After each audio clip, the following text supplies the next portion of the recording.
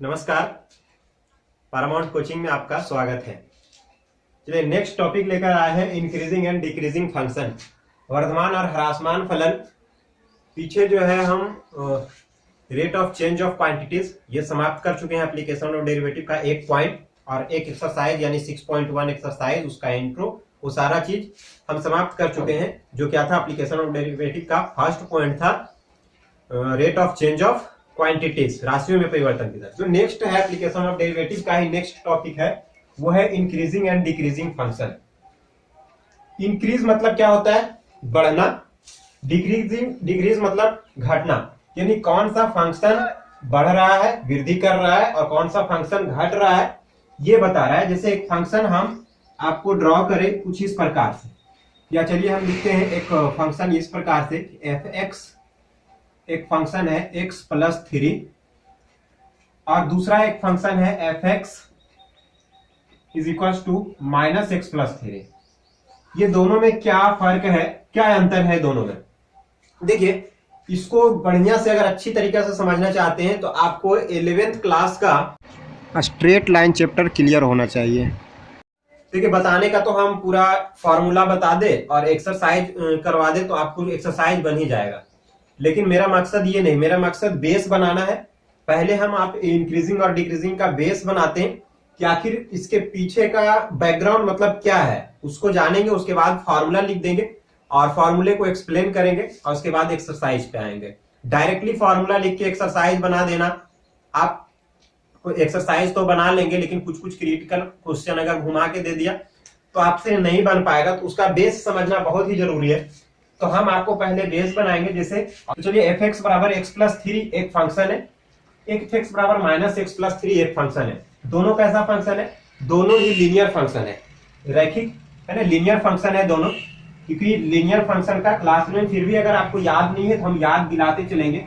एक linear function का equation होता था क्या, y बराबर एम एक्स प्लस सी, y बराबर एम एक्स प्लस सी। तो यहां से ये क्या होता था, ये जो होता था वो क्या होता था, स्लोप कहते थे, ढाल।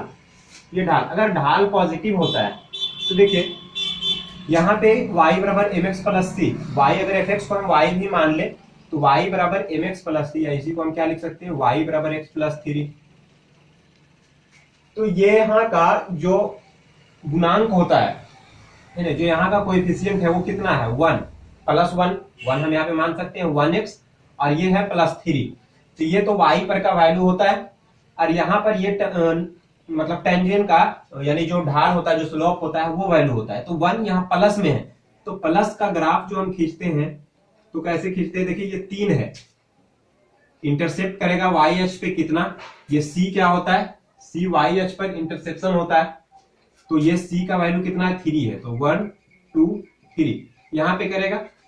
और इसका ढाल 1 है, ढाल 1 है, तो ये ढाल पॉजिटिव है। इसका मतलब ढाल पॉजिटिव जो होगा तो वो कहां जाएगा, ऊपर की तरफ। एक्स अक्ष ये होता है, y ये होता है, एक्स अक्ष वाई अक्ष। एक्स अक्ष के पॉजिटिव डायरेक्शन के साथ में जो एंगल बनाता है उसी को क्या कहते हैं, उस लाइन का स्लोप कहा जाता है। तो इसके साथ में पॉजिटिव डायरेक्शन के साथ में एंगल बना रहा है, प्लस 1 है, तो 90 डिग्री से छोटा एंगल बनाएगा। आप देख सकते हैं ये इसका स्लोप होगा, इसको हम पीछे बढ़ाएंगे, ये इसका आप देख पा रहे होंगे, ये 90 डिग्री से छोटा एंगल है ना, ये y, ये 90 डिग्री से छोटा एंगल है। एक्स अक्ष के पॉजिटिव डायरेक्शन, इस तरफ पॉजिटिव डायरेक्शन है इसका, क्योंकि ये पॉजिटिव होता है एक्स वाला और इधर एक्स नेगेटिव होता है। तो एक्स अक्ष के पॉजिटिव डायरेक्शन के साथ में आप देख पा रहे होंगे ये 90 डिग्री से छोटा एंगल बना रहा है। तो प्लस जब भी होता है 90 डिग्री से छोटा एंगल, तो आप देख सकते हैं ये फंक्शन क्या कर रहा है। चलिए इसको पहले बनाते हैं माइनस वाले को, और उसके बाद दोनों में डिफरेंस देखते हैं। अब देखिए यहाँ पे ढाल, इसका जो स्लोप होगा वो कितना होगा, -1, y बराबर एम एक्स प्लस सी, एम का वैल्यू यहाँ पे -1 है, तो यहाँ पे स्लोप कैसा हो जाएगा वो देखते हैं। देखिए c का वैल्यू तो 3 है, 1 2 3, c का वैल्यू तो ये 3 होगा। अब यहां से देखिए -1 स्लोप है, स्लोप -1 है, तो माइनस स्लोप जो होता है तो वो माइनस स्लोप कहाँ आता है, जब एक्स अक्ष के पॉजिटिव डायरेक्शन के साथ में 90 डिग्री से अधिक का एंगल बनाता हो। 90 से ज्यादा डिग्री का अगर एंगल बनाएगा तभी वो माइनस ढाल आ सकता है, क्योंकि आपको पता होगा tan थीटा, ढाल मतलब tan थीटा, और tan थीटा का वैल्यू 0 से 90 के बीच में नेगेटिव कभी होता नहीं है। 90 से जब ज्यादा होगा तभी नेगेटिव मान आएगा। मतलब यहाँ tan थीटा का मान, जो ढाल का मान माइनस में आ रहा है, इसका मतलब कि tan थीटा का वैल्यू जो होगा वो नेगेटिव है।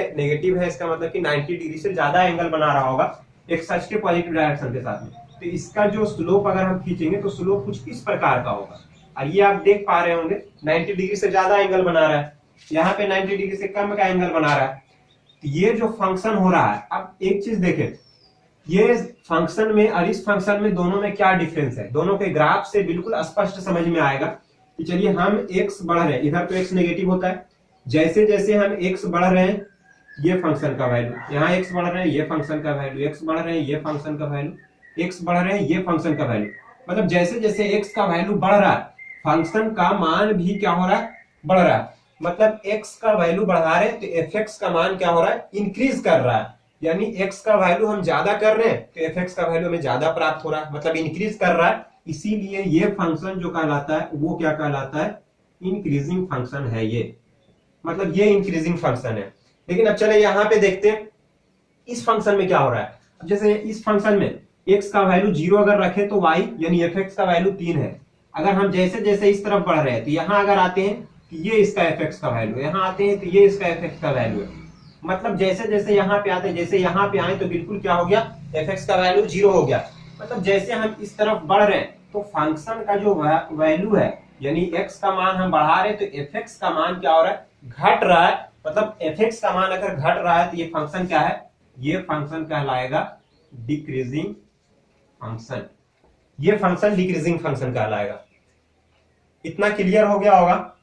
तो फंक्शन इंक्रीजिंग फंक्शन क्या है, x के बढ़ने के साथ साथ अगर fx का वैल्यू बढ़ रहा हो वो फंक्शन इंक्रीजिंग फंक्शन होता है। x के बढ़ने के साथ साथ fx का वैल्यू अगर घट रहा है, fx का वैल्यू अगर घट रहा है तो वो फंक्शन क्या होता है, डिक्रीजिंग फंक्शन होता है। एक ग्राफ और खींचते हैं जो सबको पता होगा, साइन एक्स। चलिए ये तो बहुत सिंपल सा लीनियर था। अब एक ग्राफ खींचते हैं साइन एक्स का, है ना, यहाँ पे खींच देते हैं साइन एक्स। साइन एक्स का ग्राफ सबको पता होगा, साइन एक्स का ग्राफ कैसा होता है, कुछ इस प्रकार का होता है साइन एक्स का ग्राफ।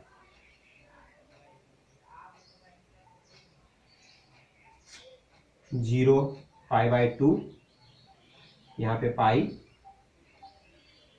3 पाई बाई 2, 2 पाई, ऐसे करके। तो देखिए यहाँ पे क्या हो रहा है, आखिर इस फंक्शन में तो हम देख रहे थे स्ट्रिक्टली इंक्रीजिंग हो रहा था, इंक्रीज कर रहा था, कहीं पे भी डिक्रीज नहीं होगा। ये फंक्शन अगर घट रहा है, डिक्रीज कर रहा है तो डिक्रीज करेगा, इंक्रीज नहीं कर रहा है। लेकिन इस फंक्शन के अंदर क्या हो रहा है, इस फंक्शन के अंदर ये हो रहा है कि हम देख पा रहे हैं यहां से यहां तक के फंक्शन साइन एक्स का, यहां से यहां तक के फंक्शन जैसे ही हम यहाँ पे आए हैं यहां तक के फंक्शन तो इंक्रीज कर रहा है। मतलब 0 से x बढ़ रहे हैं, इस तरफ बढ़ते जा रहे हैं तो इसका वैल्यू क्या हो रहा है, बढ़ता जा रहा है। लेकिन जैसे ही पाई बाई 2 से इधर आते हैं तो इसका फंक्शन क्या होता है, घटना शुरू हो जाता है, और यहां तक घटता है, फिर नीचे घटता है, यहां तक घट चला आता है। यहां तक घट गया मिनिमम, उसके बाद फिर यहां से बढ़ना स्टार्ट होता है और फिर यहां तक बढ़ता हुआ आता है और फिर आगे ऐसे ही घटेगा। अब इसमें क्या कहें, ये फंक्शन कैसा होगा। तो देखिए इसी तरह से क्वेश्चन दो प्रकार का यहां से क्रिएट हो जाता है। जब भी आपको क्वेश्चन पूछेगा तो दो तरह से क्वेश्चन पूछेगा। ये क्वेश्चन बहुत कम आपको मिलेगा, ना के बराबर कि फंक्शन इंक्रीजिंग है या डिक्रीजिंग। क्वेश्चन ऐसा नहीं होगा, क्वेश्चन यही होगा, इस टाइप से क्वेश्चन जब भी इंक्रीजिंग और डिक्रीजिंग फंक्शन पूछेगा तो आपसे क्या पूछेगा कि एक इंटरवल दे दिया हुआ होगा और कहेगा इस इंटरवल में फंक्शन प्रूफ करे, इस इंटरवल में फंक्शन प्रूफ करे कि ये इंक्रीजिंग है या डिक्रीजिंग है। ठीक है, ह्रासमान है या वर्धमान फलन है, एक इंटरवल के अंतर्गत। ठीक, जैसे यहाँ पे इंटरवल है, देख सकते हैं यहाँ पे इंटरवल हम लगा दे 0 to π/2 साइन एक्स का। इंक्रीजिंग के लिए कहां पे इंक्रीज कर रहा है, इंक्रीज कर रहा है 0 to π/2। 0 से π/2 तक के फंक्शन जो है वो क्या हो रहा है, इंक्रीजिंग फंक्शन है, 0 से π/2 तक बढ़ रहा है। फिर पाई बाई 2 से लेकर के कहां तक, इधर से यहां तक के घटते आए, मतलब 3 पाई बाई 2 तक डिक्रीजिंग। अगर देखेंगे एक ही फंक्शन के अंतर्गत इंटरवल बदलने के बाद डिक्रीजिंग हो जा रहा है, पाई बाई 2 और 3 पाई बाई 2। पाई बाई 2 से लेके 3 पाई बाई 2 तक, पाई बाई 2 से लेके 3 पाई बाई 2 तक जो है फंक्शन वो क्या हो रहा है, डिक्रीजिंग हो रहा है। साइन एक्स का ही वैल्यू है, लेकिन साइन एक्स का अलग अलग इंटरवल में फंक्शन का जो नेचर है वो क्या हो रहा है, बदल जा रहा है, कहीं पे इंक्रीजिंग तो कहीं डिक्रीजिंग हो रहा है। ठीक है, और वो किस पे डिपेंड कर रहा है, इंटरवल पे डिपेंड कर रहा है। तो क्वेश्चन भी आपको दो तरीके से होगा। एक क्वेश्चन होगा कि प्रूव दैट, मतलब सिद्ध करे कि ए बी इंटरवल के अंदर ये फंक्शन क्या है, ह्रासमान है, वर्धमान है, मतलब इंक्रीजिंग है या डिक्रीजिंग है। और दूसरा जो क्वेश्चन होगा वो होगा इस फंक्शन का वर्धमान या ह्रासमान फलन का अंतराल ज्ञात करें, इंटरवल ज्ञात करें, जिस अंतराल में या जिस इंटरवल में ये फंक्शन क्या है, इंक्रीजिंग है या डिक्रीजिंग है। तो इतना तक क्लियर हुआ होगा, स्क्रीनशॉट लीजिए, उसके बाद आगे चलते हैं। यहां से जो क्वेश्चन होगा वो दो तरीके से होगा, जो क्वेश्चन टाइप होगा वो दो टाइप का क्वेश्चन होगा।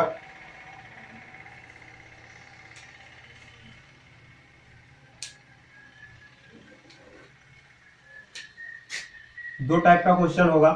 वो टाइप 1 जो होगा वो क्या होगा, देखते हैं। टाइप 1 होगा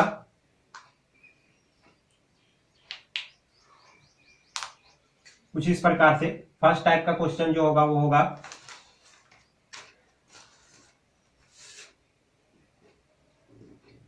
सिद्ध करें अंतराल ए बी में, सिद्ध करें अंतराल ए बी में फंक्शन इंक्रीजिंग, मतलब वर्धमान, इंक्रीजिंग और या तो फिर डिक्रीजिंग भी पूछ सकता है, डिक्रीजिंग है। बहुत सारे लोगों का कमेंट आ रहा था कि लिखावट थोड़ा छोटा है इसलिए मैं बड़ा लिखने की कोशिश कर रहा हूं, आपको दिख रहा होगा। और दूसरा टाइप का क्वेश्चन होता है टाइप 2। दूसरा टाइप का इसका रिवर्स क्वेश्चन होगा। एक तो होगा सिद्ध करें अंतराल ए बी, कोई भी इंटरवल दे सकता है और उसमें कहेगा फंक्शन या तो इंक्रीजिंग है या डिक्रीजिंग है। दूसरा टाइप का जो क्वेश्चन होता है वो होता है फंक्शन एफ एक्स के लिए अंतराल ज्ञात करें, मतलब इसका रिवर्स क्वेश्चन, अंतराल ज्ञात करें जिसमें फंक्शन इंक्रीजिंग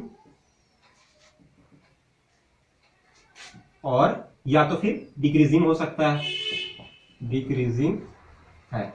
पूरे एक्सरसाइज के अंदर ये दो टाइप का क्वेश्चन मिलेगा और इस दो टाइप के क्वेश्चन से बाहर क्वेश्चन नहीं होगा।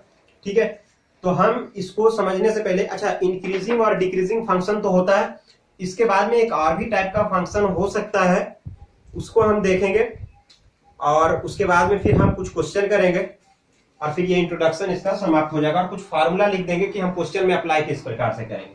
ठीक है, जैसे देखें यहाँ पे 3-4 हम ग्राफ खींच रहे हैं इसका, और आप उसको बिल्कुल उससे समझ में आ जाएगा कि हाँ हम क्या कर सकते हैं। देखिए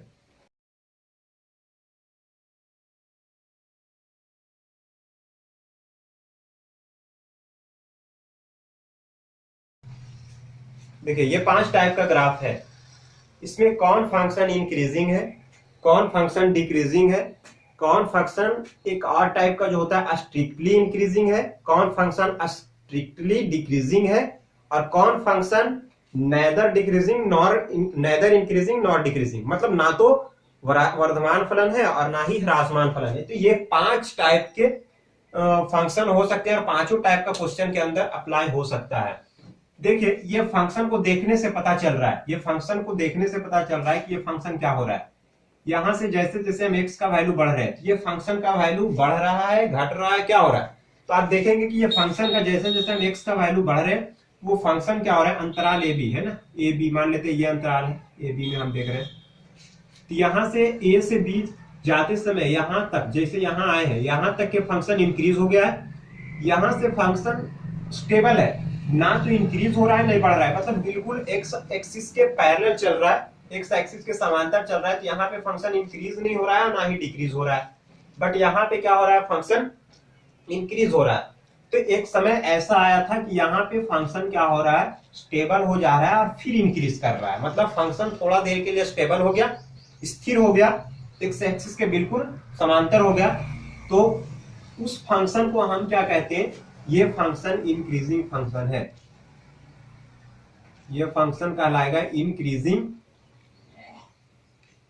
यानी कि वर्धमान, इंक्रीजिंग है। और इसके लिए देखिए इंक्रीजिंग फंक्शन के लिए होता क्या है कि यहाँ पे कोई भी टेंजेंट ड्रॉ करिए, मतलब कि स्पर्श रेखा, स्पर्श रेखा कहीं पे भी आप ड्रॉ करेंगे तो वो एक्स अक्ष के साथ पॉजिटिव डायरेक्शन बनाएगा, एक्स अक्ष के पॉजिटिव डायरेक्शन के साथ में कैसा आएगा, वो धनात्मक होगा, मतलब 90 डिग्री से छोटा का एंगल बनाएगा। जहां पे भी एक्स एक्सिस के साथ में जो एंगल बनाएगा वो कैसा बनाएगा, 90 डिग्री से छोटा, जो भी इंक्रीजिंग फंक्शन होगा। ठीक है, आप देख सकते हैं जैसे यहाँ पे हम अगर हम टेंजेंट ड्रॉ करना चाहे, चलो इस पॉइंट पे टेंजेंट बताए, तो इस पे टेंजेंट कैसे खींचेंगे, ऐसे, तो 90 डिग्री से छोटा होगा। इस पॉइंट पे ऐसे खींचेंगे, 90 डिग्री से छोटा होगा, कभी भी ऐसे थोड़ी खींचेंगे, नहीं ना। तो इसमें जो होगा टेंजेंट, जो स्पर्श रेखा खींचेंगे, कोई भी वक्र होगा, कोई भी ग्राफ स्पर्श रेखा खींचेंगे हम उसका, तो वो जो होगा एक्स अक्ष के पॉजिटिव डायरेक्शन के साथ 90 डिग्री से छोटा एंगल बनाएगा, यानी उसका स्लोप पॉजिटिव होगा, स्लोप पॉजिटिव होगा। और स्लोप कैसे निकालते हैं, डिफरेंशिएट कर देने के बाद में, किसी भी फंक्शन को अगर हम डिफरेंशिएट कर देते हैं तो वो उस फंक्शन का, और उसमें कोई पार्टिकुलर पॉइंट रख देते हैं, तो उस पार्टिकुलर पॉइंट पे हमको क्या मिल जाता है, उसका स्लोप मिल जाता है। मतलब कोई भी फंक्शन है और हम उसको डिफरेंशिएट कर देते हैं, डिफरेंशिएट मतलब उसका डैश निकाल देते हैं, एफ एक्स एक फंक्शन होगा और उसको हम डिफरेंशिएट कर दिए, और इसका डिफरेंशिएशन मतलब इसका स्लोप अगर पॉजिटिव मिलता है, पॉजिटिव मतलब कि बड़ा मिलता हो, जीरो से अगर बड़ा मिल रहा है तो हम उसको क्या कह देते हैं, फंक्शन इंक्रीज कर रहा है। अब यहाँ पे जीरो से बड़ा भी मिल रहा है एफ डैश एक्स, और यहाँ पे फंक्शन यहाँ ड्रॉ नहीं कर सकते,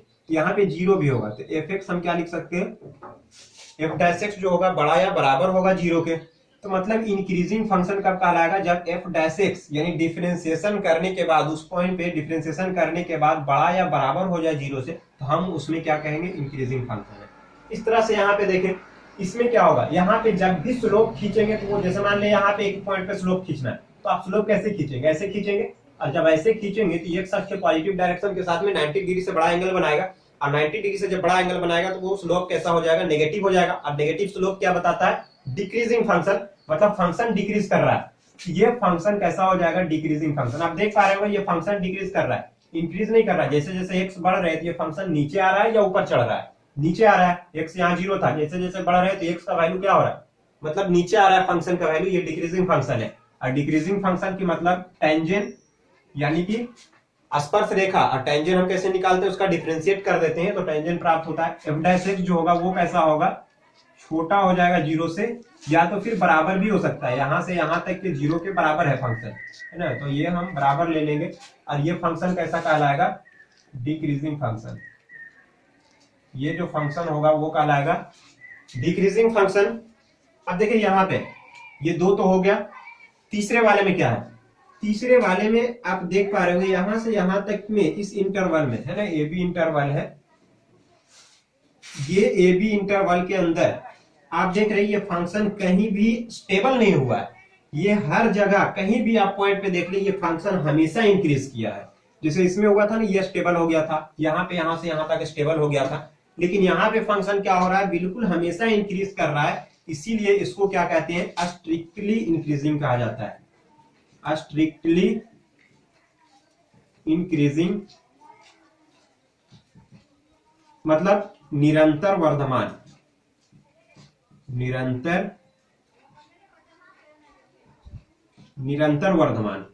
ये फंक्शन जो है निरंतर वर्धमान है, कहीं भी स्टेबल नहीं हुआ है और ना ही डिक्रीज हुआ है, ये हमेशा हमेशा क्या हो रहा है, इंक्रीज कर रहा है। और जब इंक्रीज कर रहा है तो इसका कहीं पर भी, इस इंटरवल के अंदर कहीं पर भी हम स्लोप निकाले, ऐसे स्लोप खींचेंगे, यहाँ पे निकालेंगे ऐसे स्लोप खींचेंगे, यहाँ निकालेंगे तो ऐसे स्लोप खींचेंगे, यहाँ निकालेंगे ऐसे स्लोप खींचेंगे, तो कहीं पे भी जब हम स्लोप देख रहे हैं तो वो क्या होगा, 90 डिग्री से छोटा होगा, और 90 डिग्री से छोटा होगा इसका मतलब पॉजिटिव होगा, जो स्लोप होगा वो पॉजिटिव होगा, और स्लोप पॉजिटिव क्या दर्शाता है, इंक्रीजिंग फंक्शन, यानी ये इंक्रीजिंग फंक्शन है, लेकिन कहीं पे भी ये फंक्शन ना तो स्टेबल हुआ है और ना ही डिक्रीज हुआ है, इसीलिए हम इसको स्ट्रिक्टली इंक्रीजिंग कहते हैं, मतलब निरंतर बढ़ता रहा, निरंतर मतलब लगातार, निरंतर वर्धमान फलन इसी के लिए कहते हैं। और इसका हम कंडीशन इसलिए हम क्या लगा सकते हैं कि एफ डैश एक्स जो होगा कभी भी स्थिर नहीं हुआ, स्टेबल नहीं हुआ है, मतलब जीरो नहीं हुआ है, इसीलिए हम सिर्फ इसको क्या लगाते हैं, एफ डैश एक्स जो होगा हमेशा क्या होगा, बड़ा होगा जीरो से,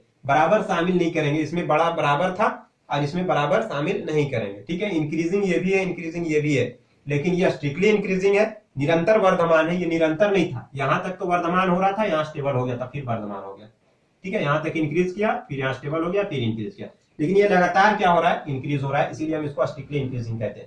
इस फंक्शन में देखें, इस फंक्शन में एक्स के बढ़ने के साथ साथ फंक्शन का क्या हो रहा है, ये डिक्रीज हो रहा है, नीचे आ रहा है, मतलब ए बी इंटरवल के अंदर जैसे जैसे एक्स का वैल्यू हम बढ़ा रहे हैं, ये फंक्शन डिक्रीज कर रहा है, ना तो कहीं स्टेबल हुआ है ना ही कहीं इंक्रीज हुआ है, ये ना तो कहीं स्टेबल हुआ है ना ही इंक्रीज हुआ है, इसको हम क्या नाम दे देते हैं, इसका ठीक just opposite strictly decreasing function, इसको हम क्या कह देते हैं, strictly decreasing function, strictly decreasing यानी निरंतर ह्रासमान,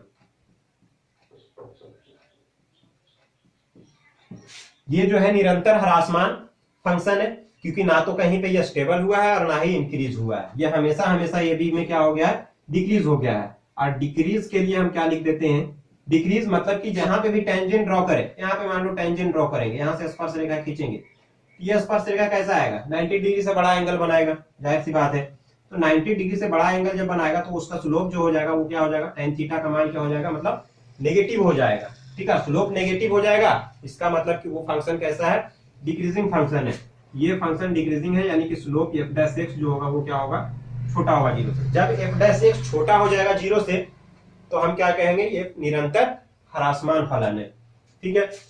अब यहां बात आता है कि चलिए ये चारों तो समझ में आ गया कि इंक्रीजिंग फंक्शन है, एफ डैश एक्स बड़ा या बराबर होगा जीरो से, ये डिक्रीजिंग फंक्शन है, एफ डैश एक्स छोटा या बराबर होगा जीरो से, ये स्ट्रिक्टली इंक्रीजिंग है, हमेशा बढ़ रहा है, एफ डैश एक्स हमेशा बड़ा होगा जीरो से, स्ट्रिक्टली डिक्रीजिंग हमेशा छोटा होगा जीरो से। लेकिन इसमें क्या हो रहा है, इसमें आप फंक्शन देख रहे हैं, साइन एक्स का कुछ इसी टाइप का फंक्शन था, इसमें इंक्रीज भी कर रहा है, यहां से यहां तक फंक्शन इंक्रीज कर रहा है, यहां से यहां तक फंक्शन डिक्रीज कर रहा है, फिर इंक्रीज भी कर रहा है और डिक्रीज भी कर रहा है। तो इस टाइप के फंक्शन में हम क्या कह देते हैं, ये फंक्शन जो है, अगर इस टाइप का फंक्शन आ रहा है, इस फंक्शन को हम क्या कह देते हैं, ये ना तो मतलब neither इंक्रीजिंग नॉर डिक्रीजिंग, मतलब ये फंक्शन ना तो इंक्रीजिंग फंक्शन कहलाएगा और ना ही डिक्रीजिंग फंक्शन कहलाएगा। आप कहेंगे ना तो इंक्रीजिंग ना तो डिक्रीजिंग क्यों कहेंगे, इसमें तो दोनों है, देखिए दोनों है, लेकिन क्वेश्चन के अंदर जो पूछा जाता है ना वो दोनों नहीं पूछा जाता है, कोई भी एक आपसे पूछता है कि आप या तो फंक्शन बताए, इंटरवल दिया होता है, इसमें फंक्शन जैसे यहां से यहां ए बी मान लो ये है, ये भी इंटरवल है, ए बी में आपको कहेगा कि फंक्शन क्या है, इंक्रीजिंग है डिक्रीजिंग है, तो यहाँ केवल इंक्रीजिंग भी नहीं है, केवल डिक्रीजिंग भी नहीं है, लेकिन जो क्वेश्चन पूछने का मकसद होता है वो केवल पूछने का होता है, इसमें ऐसा कुछ भी नहीं है, इसीलिए हम क्या लिखते हैं कि नेदर इंक्रीजिंग नॉट डिक्रीजिंग, मतलब ना तो ये वर्धमान फलन है और ना ही ह्रासमान फलन है। तो ये चारों कंडीशन आपको क्लियर हो गया होगा, ठीक है, यानी कि यहाँ पे हो क्या रहा है, बड़ा भी हो रहा है, जो टेंजेंट होगा वो बड़ा भी होगा, छोटा भी होगा, बराबर भी होगा, तीनों स्थिति हो जा रहा है। चलिए स्क्रीनशॉट लीजिए, इसके बाद आगे कुछ क्वेश्चन करते हैं, क्वेश्चन में अप्लाई कैसे होगा। ये चार कंडीशन था, और अगर दोनों हो जाए, मतलब एफ डैश एक्स बड़ा भी हो जाए, बराबर भी हो जाए जीरो से, एफ डैश एक्स छोटा भी, तो हम उसको क्या कहते हैं, ना तो वो इंक्रीजिंग होगा और ना ही डिक्रीजिंग होगा। तो मेन रूप से ये चार। अब इस पे हम दो टाइप का क्वेश्चन करेंगे और ये इंट्रोडक्शन जो होगा वो समाप्त हो जाएगा, और वो दो टाइप का क्वेश्चन क्या है उसको हम लिखते हैं। चलिए देखिए, ये क्वेश्चन दिया है, बहुत सिंपल क्वेश्चन, समझने के लिए बहुत छोटा सा क्वेश्चन उठाया है। एफ एक्स बराबर कॉस एक्स, और ये तीनों हमको क्या करना है, बताना है कि 0 से पाई में निरंतर ह्रासमान है, ये प्रूफ करना है। पाई से 2 पाई में निरंतर वर्धमान है, ये प्रूफ करना है। 0 से 2 पाई में ना तो वर्धमान ना ये ह्रासमान है। तो चलिए हम सबसे पहले दिया क्या है वो लिख देते हैं। दिया है f x is equal to cos x, f x is equal to cos x. हम इंक्रीजिंग डिक्रीजिंग कैसे चेक कर सकते हैं, जब तक हम उसका टेंजेंट नहीं निकाल ले। मतलब टेंजेंट कहने का मतलब कि हम उसको डिफरेंशिएट कर दें। डिफरेंशिएशन जो आता है वो टेंजेंट होता है, मतलब differentiate dash x F dash x F dash x, ये पता करेंगे तभी तो देखेंगे कि वो 0 से बड़ा या बराबर है, 0 से छोटा या बराबर है, 0 के बड़ा है या 0 से छोटा है, ये देखेंगे, उसके बाद पता हो जाएगा। तो एफ एक्स बराबर कॉस एक्स, तो हम सबसे पहले इसको डिफरेंशिएशन कर देते हैं। तो F dash x dash F dash x इसका क्या हो जाएगा, यानी कि कॉस एक्स का डिफरेंशिएशन क्या हो जाएगा, माइनस का sine x, minus sine x. अब देखें ए में क्या है, 0 से पाई में निरंतर ह्रासमान है, ये बताना है। और x कहां से बिलोंग कर रहा है, x belongs to 0 to pi, x belongs to 0 to pi, क्योंकि हमको चेक कहां करना है, a का 0 से पाई में निरंतर ह्रासमान है, ये बताना है। अब देखें, चलिए इसको यहां लिख देते हैं, एफ डैश एक्स तो ये हो गया, ए इसका है x बिलोंग्स टू 0 टू पाई। 0 से पाई में ये फंक्शन, 0 से पाई में ये फंक्शन क्या होगा, इंक्रीजिंग है या डिक्रीजिंग है, और प्रूफ हमको करना है कि निरंतर ह्रासमान है। निरंतर मतलब कि कौन सा रूल फॉलो होना चाहिए, स्ट्रिक्टली इंक्रीजिंग, निरंतर सॉरी डिक्रीजिंग, ह्रासमान है स्ट्रिक्टली डिक्रीजिंग, ये रूल फॉलो होना चाहिए। एफ डैश एक्स हमेशा क्या हो जाना चाहिए, छोटा होना चाहिए 0 से, मतलब ऋणात्मक आ जाना चाहिए। छोटा 0 से कहने का मतलब नेगेटिव आ जाना चाहिए। एफ डैश एक्स का मान नेगेटिव आ जाना चाहिए। ठीक है, 0 से पाई, 0 से पाई में निरंतर ह्रासमान, साइन एक्स का मान 0 से पाई तक साइन एक्स का वैल्यू क्या होता है, 0 से लेके देखिए 180 डिग्री तक साइन एक्स का वैल्यू पॉजिटिव होता है। ठीक है, आप सबको पता होगा, क्लास 11th में त्रिकोणमिति पढ़ चुके हैं, ये आपको चतुर्थांश वाला याद होगा। इसमें भी साइन पॉजिटिव, इसमें भी साइन पॉजिटिव, ये दो जगह साइन पॉजिटिव होता है। तो यहां से यहां तक क्या होगा, साइन पॉजिटिव, मतलब 180 डिग्री, 0 से लेकर के 180 डिग्री तक क्या हो जाता है, साइन पॉजिटिव होता है। मतलब यहां से 0 से पाई तक साइन क्या होगा, पॉजिटिव होगा। मतलब इस माइनस को छोड़ दीजिए, पॉजिटिव साइन थीटा पॉजिटिव होगा, इसका वैल्यू पॉजिटिव होगा, और ये पॉजिटिव और ये नेगेटिव मिला के क्या कर देगा, एफ डैश एक्स को नेगेटिव कर देगा। ठीक है, तो हम क्या लिख दे, इन इंटरवल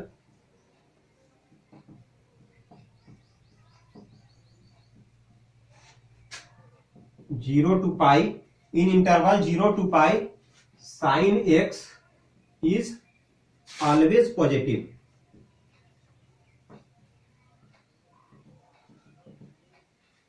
मतलब 0 से पाई अंतराल 0 से पाई में साइन एक्स जो है वो क्या है, ऑलवेज पॉजिटिव होता है, हमेशा पॉजिटिव होता है। तो इसलिए क्या हो जाएगा, एफ डैश एक्स जो हो जाएगा वो क्या होगा, ये साइन एक्स हमेशा पॉजिटिव होगा, और इसके पहले नेगेटिव लगाया, ये पॉजिटिव और नेगेटिव मतलब माइनस प्लस क्या हो जाता है, माइनस, और माइनस कहने का मतलब 0 से छोटा। तो एफ डैश एक्स क्या हो गया, 0 से छोटा हो गया। और जब छोटा हो जाता है तो कौन सा फंक्शन कहते हैं, एफ डैश एक्स छोटा किसका कंडीशन है, स्ट्रिक्टली इंक्रीजिंग का।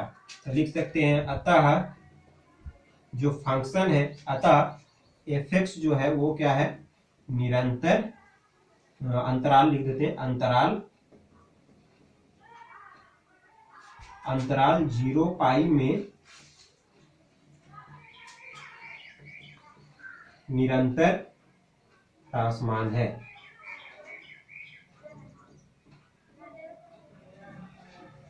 ठीक है, ये क्लियर हुआ होगा। इसके बाद देखें बी क्या है, पाई से 2 पाई में निरंतर वर्धमान है। चलिए इसको पहले चलिए इधर बना देते हैं बी के लिए, ये हो गया ए। बी देखते हैं, बी क्या है, पाई टू 2 पाई। तो एफ डैश एक्स तो हम निकाल चुके हैं, एफ डैश एक्स। अब किसमें करना है, पाई से 2 पाई में चेक करना है। पाई से 2 पाई में हमको चेक क्या मतलब प्रूफ करना है कि निरंतर वर्धमान मतलब स्ट्रिक्टली इंक्रीजिंग, ये फंक्शन आना चाहिए, ये कंडीशन फॉलो होना चाहिए, ये वाला एफ डैश एक्स क्या हो जाना चाहिए, हमेशा बड़ा होना चाहिए 0 से। तो देखिए पाई से 2 पाई में पाई से 2 पाई में आपको पता होगा, ये चतुर्थांश आपको याद होगा, पाई यहाँ पे है, 0 ये होता है, 0 to पाई, ये पाई से, और ये फिर 2 पाई होता है। ऐसे अगर हम घूमते हैं इस तरफ, तो पाई से 2 पाई में इसमें भी साइन नेगेटिव, इसमें भी साइन नेगेटिव, मतलब पाई से 2 पाई तक जो साइन होता है वो क्या होता है, नेगेटिव होता है। तो पाई से 2 पाई में साइन नेगेटिव होगा, साइन एक्स यहाँ पे नेगेटिव होगा, मतलब माइनस में आएगा, और माइनस माइनस क्या हो जाएगा, प्लस हो जाएगा। तो एफ डैश एक्स हमेशा क्या हो जाएगा, प्लस हो जाएगा। मतलब कि पाई से 2 पाई में कुछ भी वैल्यू हम साइन एक्स यहाँ पे रखेंगे एक्स का, तो ये वैल्यू माइनस तो आएगा यहाँ पे, लेकिन माइनस माइनस फिर क्या हो जाएगा, प्लस, यानी एफ डैश एक्स हमेशा कैसा मिलेगा, बड़ा मिलेगा। ठीक है, तो हम यहाँ पे क्या लिख दें, in interval pi to 2 pi sine x is always negative, ऐसा लिख देते हैं, नेगेटिव, ये ऑलवेज नेगेटिव हो जाएगा साइन एक्स, और नेगेटिव यहां से पहले से है, तो एफ डैश एक्स, ये नेगेटिव और ये नेगेटिव, माइनस माइनस क्या हो जाएगा, हमेशा प्लस हो जाएगा। तो प्लस हो जाएगा तो कौन सा रूल फॉलो करेगा, बड़ा हो जाएगा, यानी 0 से, एफ डैश एक्स बड़ा हो जाएगा 0 से, तो हम क्या लिख सकते हैं, अतः एफ एक्स जो है अंतराल पाई से 2 पाई में निरंतर वर्धमान है।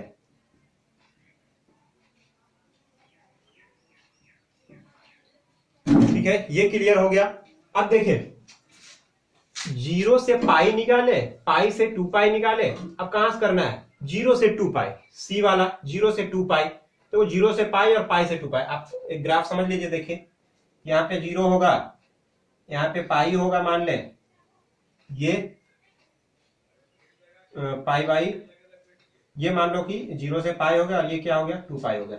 तो हम 0 से पाई निकाल लिए, यहां से फंक्शन क्या है, इंक्रीजिंग है, डिक्रीजिंग था। 0 से पाई में क्या था फंक्शन, 0 से पाई में फंक्शन कैसा था, निरंतर ह्रासमान था, तो यहां से ह्रासमान मिला। पाई से 2 पाई में क्या मिला, वर्धमान, मतलब इंक्रीजिंग फंक्शन मिला। अब हमको यहां से पूरा ज्ञात करना है कि 0 से 2 पाई में क्या हो रहा है, इसमें तो दोनों काम हो रहा है ना, 0 से पाई में इंक्रीज कर रहा है, पाई से इधर डिक्रीज कर रहा है, यहाँ इंक्रीज कर रहा है, मतलब इसमें पूरा में अगर हम देखें तो दोनों काम हो रहा है। तो हम इसको क्या कहते हैं, जब भी दोनों होता है तो इसके लिए आंसर क्या हो जाएगा, फंक्शन ना तो इंक्रीजिंग है और ना ही डिक्रीजिंग है। ठीक है, चलिए यहाँ तक क्लियर, स्क्रीनशॉट लीजिए, उसके बाद एक लास्ट क्वेश्चन बताएंगे और उसके बाद ये इंट्रोडक्शन समाप्त हो जाएगा। देखें, अब यहाँ से अंतराल ज्ञात करना है ना, इस टाइप का क्वेश्चन। पहले वाले में क्या था, फंक्शन दिया हुआ था, प्रूफ करना था ह्रासमान है या वर्धमान है, मतलब इंक्रीजिंग डिक्रीजिंग फंक्शन प्रूफ करना था एक इंटरवल के अंदर। और यहाँ पे क्या है, इंटरवल प्राप्त करना है, वो इंटरवल ज्ञात कीजिए जिसमें फंक्शन इंक्रीज कर रहा है, और वो इंटरवल ज्ञात कीजिए जिसमें फंक्शन डिक्रीज कर रहा है। तो सबसे पहले हम देखते हैं निरंतर वर्धमान, मतलब कि इंक्रीजिंग फंक्शन यानी इंक्रीज कर रहा हो वो ज्ञात करिए, हमको वो बताना है कि आप कौन से इंटरवल में फंक्शन इंक्रीज कर रहा है। इसके लिए देखिए एफ एक्स जो दिया हुआ होता है, करते हैं क्या है, स्टेप 1, फर्स्ट स्टेप में हम एफ डैश एक्स निकाल देते हैं। एफ डैश एक्स क्या हो जाएगा, इसका डिफरेंशिएशन करेंगे तो क्या हो जाएगा, 2x माइनस 4, और 6 का तो 0 हो जाएगा, तो F dash x 2x minus 4 हो गया। स्टेप 2 क्या करेंगे, स्टेप 2 इसका करेंगे, देखिए हम स्टेप क्वेश्चन बनाते समय ऐसे नहीं लिखना है, ये हम आपको समझाने के लिए कर रहे हैं ताकि आपको याद रहे। स्टेप 2 में क्या करेंगे, एफ डैश एक्स जो होगा वो हम कर देंगे 0 के बराबर। एफ डैश एक्स का मान निकल करके आया है 2x माइनस 4 बराबर कितना हो गया, 0। 2x माइनस 4 उधर चला जाएगा तो हो जाएगा प्लस 4, x बराबर 4/2 मतलब 2, x बराबर हो गया 2। अब देखिए x बराबर 2 आ गया, तो हम क्या करें, एक नंबर लाइन बना लेते हैं और कहीं पे 2 इंडिकेट कर देते हैं, उसको 2 पार्ट बांट देते हैं। यहाँ 2 हो गया, इधर इस तरफ बढ़ते हैं तो प्लस मिलता है, मतलब इधर बढ़ते जाएंगे तो प्लस इनफाइनाइट, और इधर आएंगे तो इधर क्या होगा, माइनस इनफाइनाइट। अब इसमें से हमको 2 अंतराल पता हो गया, एक माइनस इनफाइनाइट से 2 तक, फिर 2 से प्लस इनफाइनाइट तक, 2 तरह का मतलब इंटरवल प्राप्त हो गया। अब हमको ये चेक करना है इस इंटरवल में फंक्शन क्या है और इस इंटरवल में फंक्शन क्या है, ये पता करना है। तो देखिए माइनस इनफाइनाइट से 2 का बीच का कोई भी एक वैल्यू रख देंगे और एफ डैश एक्स में वहां पे वो वैल्यू रखेंगे तो देखेंगे वो पॉजिटिव आ रहा है या नेगेटिव आ रहा है, मतलब 0 से बड़ा, छोटा या बराबर आ रहा है वो देखेंगे। इसके बीच का कोई भी वैल्यू ले लेते हैं, मान लेते हैं माइनस इनफाइनाइट से लेके 2 तक में कोई भी वैल्यू क्या मिलेगा, 0 मिलेगा। माइनस इनफाइनाइट से 2 तक 0 1 माइनस वाला इधर -1 2 3 कोई भी वैल्यू एक उठा के रख देते हैं कहाँ पे, एफ डैश एक्स में। यहाँ पे देखिए एफ डैश हम क्या निकाल देते हैं, इधर का 0 निकाल देते हैं। चलिए 2 के पहले इधर मिलेगा क्या 0, तो 0 निकाल देते हैं, एफ डैश 0, तो एफ डैश एक्स इतना था, तो एफ डैश 0 लिखेंगे तो 0 यहाँ पे रखेंगे, 2 इंटू 0 और -4 बराबर कितना हो गया, ये 0 और आ गया कितना -4। अब ये जो है एफ डैश 0 क्या हो गया, नेगेटिव हो गया ना, एफ डैश 0 जो हो गया यानी कि इस अंतराल में एफ डैश 0 यहाँ से क्या हो गया, छोटा हो गया, नेगेटिव आ गया, इसका मतलब छोटा हो गया 0 से। और ये जब छोटा हो गया तो हम क्या कह सकते हैं, निरंतर। इसमें जो फंक्शन होगा वो निरंतर क्या होगा, ह्रासमान होगा। यानी हम क्या लिख सकते हैं, इन इंटरवल, हम पहले इसको ही हल कर लिए हैं इसमें चेक करके, इन इंटरवल माइनस इनफाइनाइट 2।